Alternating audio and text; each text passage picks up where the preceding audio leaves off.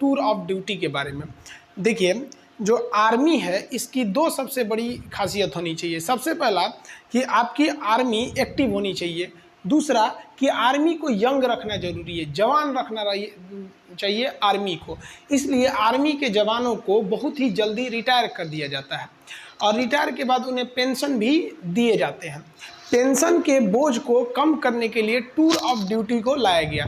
तो समझते हैं हम लोग टूर ऑफ ड्यूटी के बारे में डिटेल से। आप अगर ध्यान से समझेंगे तो आर्मी में जाने के कई रास्ते हैं। इंडिया में अगर देखिएगा तो ये 3 रास्ते हैं। अभी इंडिया में एक दौर है परमानेंट कमीशन। परमानेंट कमीशन उसे कहा जाता है जिसमें आपको पूरी ज़िंदगी आर्मी के साथ पूरी लाइफ गुजारनी होती है। लाइफ कहने का मतलब ये नहीं है कि आपको पूरी ज़िंदगी आर्मी में नहीं रहना है। अगर आप जवान हैं तो आपकी उम्र 38 से 40 साल होगी तो आपको रिटायर कर दिया जाएगा। ऑफिसर हैं तो 54-55 पे रिटायर कर दिया जाता है। कर्नल से ऊपर रैंक के हैं तो 60 साल पे रिटायर किया जाता है। तो ऑन एन एवरेज ये परमानेंट में आते हैं।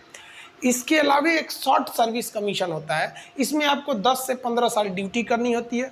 जब तक ड्यूटी करिएगा तब तक आपको सैलरी वगैरह सब कुछ मिलते रहेंगे। 15 साल बाद रिटायर कर दिया जाता है। अब रिटायरमेंट के बाद इन लोगों को पेंशन भी दिया जाता है। अब आर्मी जो नया प्लान कर रही है वो टूर ऑफ ड्यूटी ये 3 साल के लिए होगा। अभी इस पर कोई ऑफिशियल बात नहीं हुई है कि इसका स्ट्रक्चर कैसा रहेगा, लेकिन हमारे जो CDS हैं, chief of defence staff Bipin Rawat, उन्होंने इस ओर इशारा किया था कि टूर ऑफ ड्यूटी का प्लान चल रहा है। तो ये 3 साल के लिए आर्मी में आना होगा। अभी हम इस पर डिटेल से चर्चा करेंगे। आप अगर देखेंगे महेंद्र सिंह धोनी को तो वो भी टेरिटोरियल आर्मी में अपनी सेवा दिए हुए हैं। इनका रैंक देखेंगे तो ये लेफ्टिनेंट कर्नल के रैंक पे ये गए थे महेंद्र सिंह धोनी। तो ये टेरिटोरियल आर्मी में है। तो ये तो पहले से चल रहा है टेरिटोरियल आर्मी हमारा। तो जो है वो हमारी बात चल रही है किस पर, टूर ऑफ आर्मी पर, टूर ऑफ ड्यूटी पर। इसके तहत केवल 3 साल के लिए लाया जाएगा। अब आप कहिएगा कि सर 3 साल में फ़ायदा क्या होगा। देखिए, मान लीजिए अगर इस साल 1000 लोगों को भर्ती किए, फिर अगले साल 1000 लोग, फिर अगले साल 1000 लोग, 3 साल में हमारे पास कितने हो गए, 3000। अब अगले साल तो जो पहले आए थे वो तो रिटायर होंगे, फिर 3000 आ जाएंगे। तो इस तरह से हमारे पास हमेशा एक रेगुलर आर्मी बनी रहेगी और ये आर्मी को हमें क्या नहीं देना पड़ेगा, पेंशन भी नहीं देना पड़ेगा। अभी हम पेंशन पे आएंगे, चर्चा करेंगे। अब थोड़ा सा हम आगे समझते हैं टूर ऑफ ड्यूटी में। ध्यान से समझिए, इस टूर ऑफ ड्यूटी के बारे में समझिए। ये एक तरह का इंटर्नशिप है। इंटर्नशिप क्या होता है कि आपको किसी खास काम के लिए और खास फिक्स समय के लिए जब बुलाया जाता है तो उसे इंटर्नशिप कहते हैं। इससे सेना हमेशा जवान रहेगी, यंग रहेगी। जैसे मान लिया कि हमने 1 साल के लिए 1 लाख लोगों को किस में भर्ती किया, टूर ऑफ ड्यूटी में। इस साल भर्ती किया, फिर अगले साल 1 लाख को भर्ती कर लेंगे, फिर अगले साल 1 लाख को कर लेंगे, यानी 3 लाख हमारे पास आ गए सब। फिर अगले साल इधर 1 लाख को रिटायर करेंगे तो फिर 1 लाख को भर्ती भी तो कर लेंगे।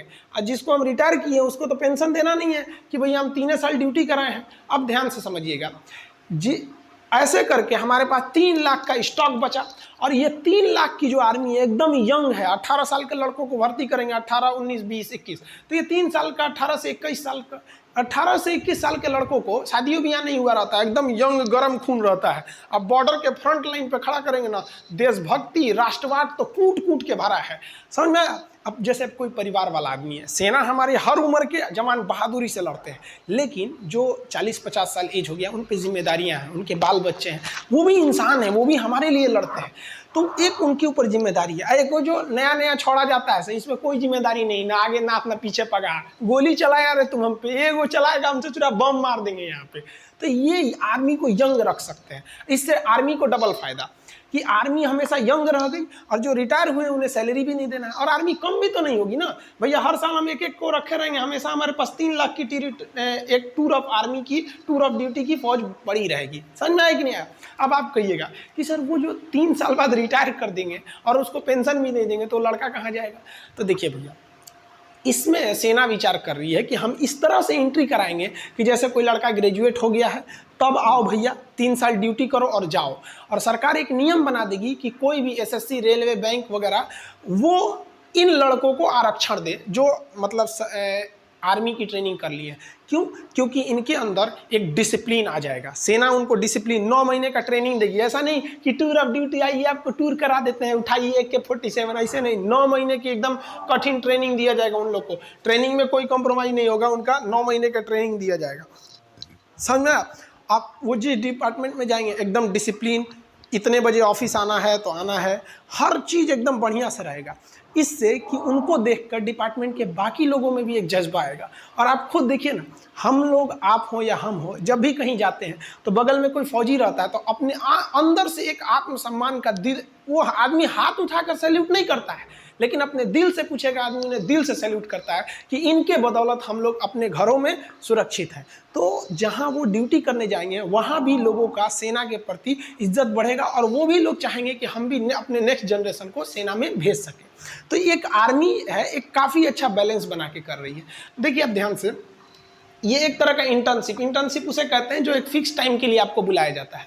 इसमें वर्दी भी मिलेगी खूब बढ़िया, भाई सेना की वर्दी मिलना बहुत बड़ी बात होती है। आपका बढ़िया बढ़िया ब्रांड, जो हज़ारों रुपए के आप जो ब्रांड पहनते हैं ना, उस ब्रांड की कोई कीमत नहीं है अगर आपके बगल में कोई बंदा वर्दी पहन के इंडियन आर्मी का उस पर लोगो बना हो, पहन के खड़ा हो जाए तो सारा आपका ब्रांड बर्बाद हो गया उस आर्मी के वर्दी के बाद। तो एक वर्दी भी मिलेगी, रैंक भी मिलेगी, सैलरी भी मिलेगी। क्या नहीं मिलेगा? तो भैया पेंशन नहीं मिलेगी। सारा बवाल तो पेंशनें कम करने के लिए हो रहा है, समझ में आया कि नहीं? तो पेंशन नहीं मिलेगा आपको। क्यों पेंशन नहीं मिलेगा? क्योंकि पेंशन देने के लिए कम से कम आपको 17 साल की ड्यूटी करनी रहती है। इसमें तो ओवरऑल 3 साल की ड्यूटी ही है।